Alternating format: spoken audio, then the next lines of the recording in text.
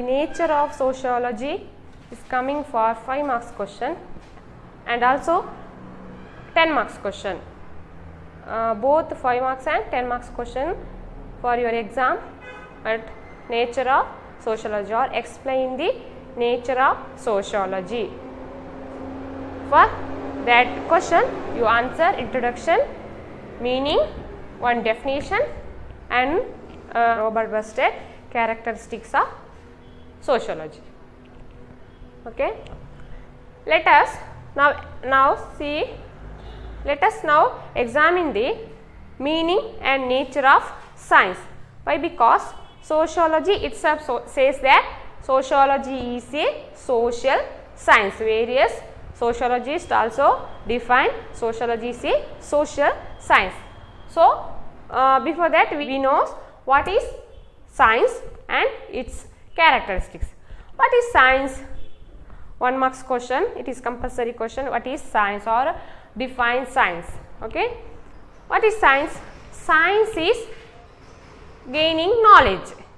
Science is a knowledge and science is, but all science is not an science. Why? Because science is systematical way of learning or systematically gaining knowledge is called as science. ಎಲ್ಲ ವಿಜ್ಞಾನವನ್ನು ವಿಜ್ಞಾನ ಅಂತ ಹೇಳಲಿಕ್ಕೆ ಜ್ಞಾನ ಸಂಪಾದನೆ ಅಂತ ಹೇಳಲಿಕ್ಕೆ ಸಾಧ್ಯ ಆಗೋದಿಲ್ಲ. ಯಾಕೆ ಅಂತ ಹೇಳಿದರೆ ವ್ಯವಸ್ಥಿತ ರೀತಿಯಲ್ಲಿ ಅಥವಾ ವೈಜ್ಞಾನಿಕವಾಗಿ ಸಂಪಾದಿಸಿದಂತಹ ಜ್ಞಾನವನ್ನು ನಾವೇನು ಅಂತ ಹೇಳ್ಬೋದು? ವಿಜ್ಞಾನ. Science is systematic study of knowledge. Now science is derived from Latin word scientia, which means knowledge. Science ಅಂತ ಹೇಳುವಂತಹ ಇಂಗ್ಲಿಷ್ ಪದವು ಕನ್ನಡ ಪದಕ್ಕೆ ತತ್ಸಮಾನವುಳ್ಳ ವಿಜ್ಞಾನ ಪದ ಎಂಬುದಾಗಿದೆ. ವಿಜ್ಞಾನ ಅಂತ ಹೇಳುವಂಥದ್ದು ಅಥವಾ ಸೈನ್ಸ್ ಅಂತ ಹೇಳುವಂಥದ್ದು ಲ್ಯಾಟಿನ್ ಭಾಷೆಯ ಸೈನ್ಷಿಯಾ ಎಂಬ ಪದದಿಂದ ಬಂದಿದೆ. ಸೈನ್ಷಿಯಾ ಅಂತ ಹೇಳಿದರೆ ಅರ್ಥ ಜ್ಞಾನ. Science is derived from Latin word scientia, which means knowledge. Now, what is science? ಈಗ ಏನು ವಿಜ್ಞಾನ ಅಂತ ಹೇಳಿದರೆ science is a systematic body of knowledge. Science is a systematic body of knowledge. Already we says that science, not all sciences are science, not all knowledge are science. Science is a systematic body of knowledge. ಜ್ಞಾನ ಅಂತ ಹೇಳುವಂಥದ್ದು ಏನು? ವ್ಯವಸ್ಥಿತವಾದ ಅಧ್ಯಯನವೇ, ವ್ಯವಸ್ಥಿತವಾಗಿ ಅಧ್ಯಯನ ಮಾಡುವಂತಹ ಒಂದು ಶಾಸ್ತ್ರ. ವಿಜ್ಞಾನ ಅಂತ ಹೇಳುವಂಥದ್ದು ವ್ಯವಸ್ಥಿತವಾಗಿ ಅಧ್ಯಯನ ಅಂದರೆ ವ್ಯವಸ್ಥಿತವಾಗಿ ಜ್ಞಾನವನ್ನು ಸಂಪಾದಿಸುವಂಥದ್ದು ಅಂತ ಹೇಳ್ಬೋದು. So sociology is also one of the social science. In introduction we says that sociology is a comprehensive study of human knowledge. So it is a social science. ಅಂದರೆ science is a systematic body of knowledge. Sociology is a science. It is a comprehensive study of human behavior of the society. ಅಂದರೆ ಮಾನವ ಸಮಾಜವನ್ನು ವ್ಯವಸ್ಥಿತವಾಗಿ ಅಧ್ಯಯನ ಮಾಡುವಂಥದ್ದು ಸಮಾಜಶಾಸ್ತ್ರ. ವಿಜ್ಞಾನ ಅಂತ ಹೇಳಿದರೆ ಏನು? ಜ್ಞಾನವನ್ನು ಏನು ಪಡ್ಕೊಳ್ಳೋ ಅಥವಾ ಜ್ಞಾನವನ್ನು ಸಿಸ್ಟಮ್ಯಾಟಿಕ್ ಆಗಿ ಅಧ್ಯಯನ ಅಥವಾ ಜ್ಞಾನವನ್ನು ಪಡ್ಕೊಳ್ಳುವಂಥದ್ದು. ಯಾವ ರೀತಿ ವ್ಯವಸ್ಥಿತವಾಗಿ ಪಡೆಯುವಂತಹ ಜ್ಞಾನವೇ ವಿಜ್ಞಾನ. But sociology is a scientific method. It is also scientific method. Sociology is a comprehensive study of human society ಅಂತ ಹೇಳ್ತಾರೆ. Then nature of science. What are that nature of sciences? One is factuality, second one is causality, third one is universality, fourth one is predictability, fifth one is verifiability, sixth one objectivity, and seventh one or last one finally insist on the scientific methods and techniques. Insist on scientific methods and techniques. These are characteristics of sciences. Okay. Nature of science. Various nature of sciences are explaining as follows. First one, factuality. Factuality. Science is not based on imagination. It is based on fact. Science is based on fact. Science is not based on imagination, it is based on fact. What is fact? Fact is any statement which is true can be described as fact. You expect 1 marks question. What is fact? Or your general knowledge, what is fact? Any statement which is true can be described as fact. A fact is an observed phenomenon itself. Fact is an observed phenomenon itself. It may be about a thing, an organism, or an event, or an measurement, etc. Fact is maybe about a thing, an organism, or an event or measurement, etc. For example, stone. Stone is thing. Stone is solid substance. It is fact. Stone is solid substance. We know that stone is solid, not liquid. Okay. Then this is one example. Then second one, India is a overpopulated country or nation. India is a overpopulated country. It is this statement also have fact. Then second characteristics, cause and effect relationship. Cause and effect relationship. Science tries to find out the causal relationship between the events or things. Science find out the causal relationship between both events and things. In other words, it explains causation, or causation states that the occurrence of events is determined by cause and effect relationship. Occurrence of events is both relationship between both the cause and effect relationship. Causation assumes that the events are associated in a one-way relationship. Causation is related as one-way relationship. ಅಂತ ಹೇಳಿದ್ರೆ ವಿಜ್ಞಾನ ವಸ್ತುಗಳ ಅಥವಾ ಘಟನೆಗಳ ನಡುವಿನ ಕಾರಣೀಯ ಸಂಬಂಧವನ್ನು ಕಂಡುಕೊಳ್ಳಿಕ್ಕೆ ಪ್ರಯತ್ನ ಮಾಡುವಂಥದ್ದು. Science is between things and events. Relationship between things and events ಅಂದರೆ ಅದು ಕಾರಣೀಯತೆಯನ್ನು ಅರ್ಥ ಮಾಡಿಕೊಳ್ಳಲು ಪ್ರಯತ್ನ ಮಾಡ್ತದೆ. ಯಾವುದು ವಿಜ್ಞಾನ ಅಂತ ಹೇಳುವಂಥದ್ದು ಕಾರಣೀಯತೆಯನ್ನು ಅರ್ಥ ಮಾಡಿಕೊಳ್ಳಲು ಯತ್ನಿಸ್ತದೆ. ಅದೇ ರೀತಿ ಕಾರಣೀಯತೆಯು ಘಟನೆಗಳ ಜರುಗುವಿಕೆ ಎಂಬುದು ಕಾರಣ ಮತ್ತು ಪರಿಣಾಮ ಸಂಬಂಧಗಳಿಂದ ನಿರ್ಧಾರ ಆಗ್ತದೆ ಎಂಬಂಥ ಅಂಶವನ್ನು ದೃಢೀಕರಿಸ್ತದೆ ಅಂತ ಹೇಳ್ಬೋದು. ಉದಾಹರಣೆಗೆ ನೀಡಿದ್ದೇವೆ. For example, cause and effect relationship. Example, harmful bacteria cause disease.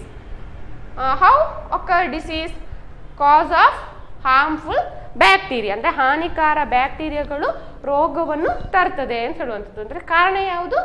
ಹಾನಿಕಾರಕ ಬ್ಯಾಕ್ಟೀರಿಯಾ. ಅದೇ ರೀತಿ second one, ಪವರ್ಟಿ is one of the causes of economic backwardness. ಅಂದರೆ ಬಡತನ ಅಂತ ಹೇಳುವಂಥದ್ದು ಆರ್ಥಿಕವಾಗಿ ದೇಶ ಹಿಂದುಳಿಯಲು ಕಾರಣ. Poverty is, what are the cause of economic backwardness? Poverty. It is reason. Poverty is reason. It is a thing and it is reason.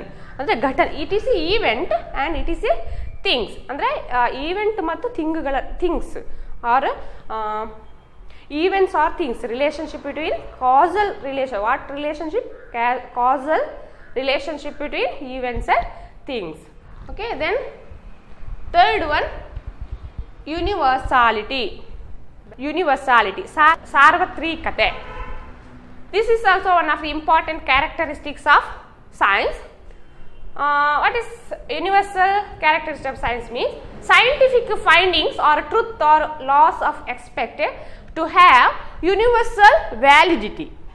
Scientific findings or truth, any truth or scientific findings or some laws are expected to have universal validity. They are not supposed to be limited to any race, any caste, any religion or any country or any social class or position. Okay. ಅಂದರೆ ಈ science ವಿಜ್ಞಾನ ಅಂತ ಹೇಳುವಂಥದ್ದು ಎಲ್ಲ ಕಡೆ ಹಬ್ಬಿದೆ ಅಥವಾ ಹರಡಿದೆ ಅಂತ ಹೇಳ್ಬೋದು. Scientific findings are truth are laws are universal validity. ಅಂದರೆ ಇದು ಕೆಲವೊಂದು ಪ್ರದೇಶಕ್ಕೆ ಅಥವಾ ಕೆಲವೊಂದು ಜನಾಂಗಕ್ಕೆ ಅಥವಾ ಕೆಲವೊಂದು ಜಾತಿಗೆ ಅಥವಾ ಕೆಲವೊಂದು ಪ್ರದೇಶಕ್ಕೆ ಅಥವಾ ಕೆಲವೊಂದು ಧರ್ಮಕ್ಕೆ ಮಾತ್ರ ಸೀಮಿತವಾಗಿಲ್ಲ ವಿಜ್ಞಾನ ಅಂತ ಹೇಳುವಂಥದ್ದು. It occurs all place in the society. It means scientific laws or findings must allow themselves to be evaluated purely in terms of their scientific worth, fire burns, water flows, wind flows, etcetera. ಅಂದರೆ ಎಲ್ಲ ಕಡೆಯಲ್ಲಿ ಕೂಡ ಈ ವಿಜ್ಞಾನ ಅಂತ ಹೇಳುವಂಥದ್ದು ಹರಡಿದೆ ಅಂತ ಹೇಳ್ಬೋದು. ದೆನ್ ಫೋರ್ತ್ ಕ್ಯಾರೆಕ್ಟರಿಸ್ಟಿಕ್ಸ್ ಪ್ರಿಡಿಕ್ಟೇಬಿಲಿಟಿ, ಭವಿಷ್ಯ ಸೂಚಕತೆ ಅಂತ ಹೇಳ್ತೇವೆ. Predictability. What is prediction? Prediction refers to the foretelling of an events or set of events. Foretelling of events or set of events. Prediction is foretelling or making statement about the future. ಅಂದರೆ ಭವಿಷ್ಯವನ್ನು ಕುರಿತು ನಿರ್ಧಾರ ಮಾಡೋದು, ಮುಂದಿನ ಭವಿಷ್ಯದ ಕುರಿತು ಮೊದಲೇ ಹೇಳುವಂಥದ್ದು. Prediction is foretelling or making statement about the future. For example, some physical scientists prediction about some natural disasters like cyclone, earthquake, tsunami and ಮೊದಲೇ ಭವಿಷ್ಯವನ್ನು ಸೂಚಿಸುವಂಥದ್ದು. ಉದಾಹರಣೆ ಹೇಳುವುದಿದ್ರೆ ಮುಂದೆ ಏನಾಗ್ತದೆ ಅಂತ ಹೇಳುವಂಥದ್ದು ಕೆಲವೊಂದು ಹವಾಮಾನ ತಜ್ಞರು ಏನು ಮಾಡ್ತಾರೆ, ನಮ್ಮ ಈ ವಾಯುಗುಣದಲ್ಲಿ ಯಾವ ರೀತಿ ಏರುಪೇರು ಆಗ್ತದೆ ಅಂತ ಹೇಳುವಂಥದ್ದು ಮೊದಲೇ ಹೇಳುವಂಥದ್ದು. ಅಂದರೆ ನಾಳೆ ಈಗ ಪೇಪರಲ್ಲಿ ನೋಡ್ಬೋದು ನೀವು, ನಾಳೆ ಅಥವಾ ಮುಂದಿನ 2 ದಿನಗಳಲ್ಲಿ ವಿಪರೀತ ಮಳೆಯಾಗುವ ಸಾಧ್ಯತೆ ಇದೆ ಅಂದರೆ ಮೊದಲೇ ಭವಿಷ್ಯವನ್ನು ಸೂಚಿಸುವಂಥದ್ದು. It is prediction, foretelling of an event or set of events. Prediction or foretelling, making statement about the future. Okay, that is fourth characteristics, predictability. Then fifth one, verifiability. Fifth characteristics, verifiability, ದೃಢೀಕರಣೀಯತೆ ಅಥವಾ ಪ್ರಮಾಣೀಕರಣತೆ ಅಂತ ಹೇಳ್ಬೋದು. Science is based on verification principle. A proposition or hypothesis or statements can be accepted as scientific only if it is verifiable. Science is based on verification, mainly based on verification principles and proposition or hypothesis. What is hypothesis? Hypothesis is proposed explanation of phenomenon. Hypothesis or statement can be accepted as scientific only if it is verifiable. Then verification. What is verification? Verification refers to any procedure regarded as explaining the truth of prediction, truth of proposition or hypothesis. What is verification? Verification refers to any procedure regarded as explaining the truth of a proposition or hypothesis. For example, Earth revolves round to the sun. ಅಂದರೆ ಭೂಮಿ ಸೂರ್ಯನ ಸುತ್ತ ತಿರುಗ್ತದೆ.